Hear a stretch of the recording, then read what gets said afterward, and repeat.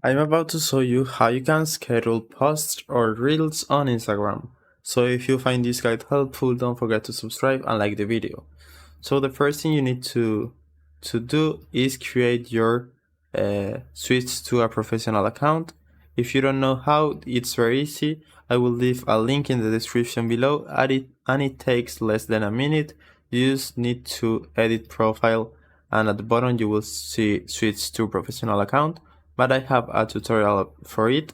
So after that, you need to click the plus icon to create a new post.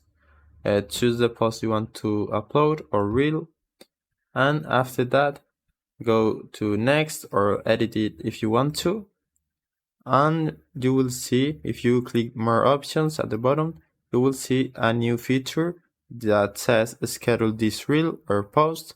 So if you enable it, you can choose the date and time below, and the time zone is based on your device settings. So choose any date you want, and it will automatically be posted in that date, and you just need to click on schedule, share, and now your post has been scheduled and it will be posted automatically.